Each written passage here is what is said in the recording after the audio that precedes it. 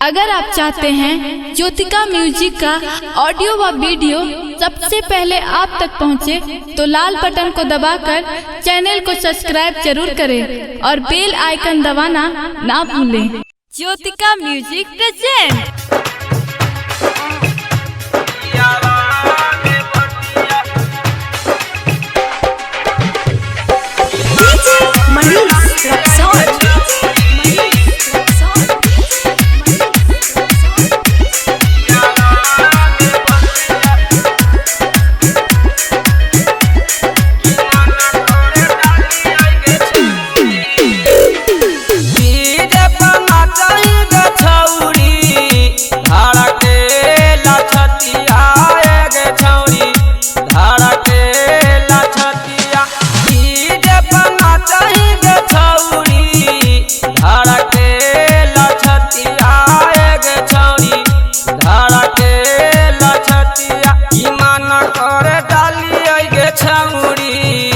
माना कर डाली गे छौरी दियावा में बतिया गे छौरी दियावा में बतिया डीजे पर नाचई गे छौरी धारा के लछतिया गे छौरी धारा के लछतिया डीजे पर नाचई गे छौरी धारा के लछतिया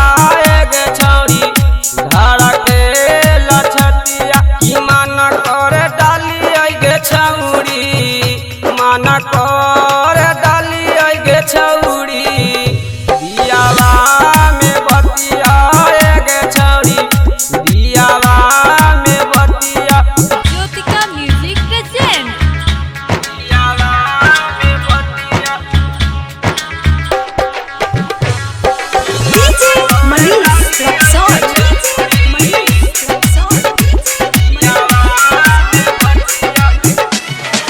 पातली कमरिया गे छौरी हाय हैंडसम छतिया गे छौरी हाय हैंडसम छतिया पातली कमरिया गे छौरी हाय हैंडसम छतिया गे छौरी हाय हैंडसम छतिया मना कर डाली गे छौरी मना कर डाली गे छौरी दियावा में बतिया गे छौरी दियावा में बतिया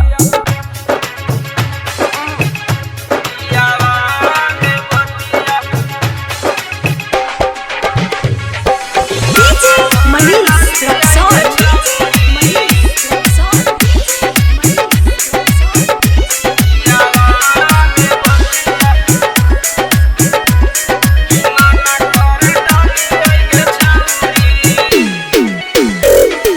जोली चिस्टर लाई बौगे छौरी नाक में नथुनिया गे छौरी नाक में नथुनिया जोली चिस्टर लाई बौगे छौरी नाक में नथुनिया गे छौरी नाक में नथुनिया मना कर डाली गे छौरी मना कर डाली गे छौरी दियावा में बतिया गे छौरी दियावा में बतिया।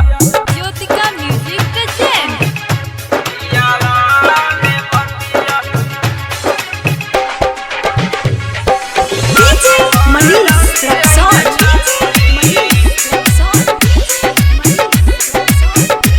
दियावा में बतिया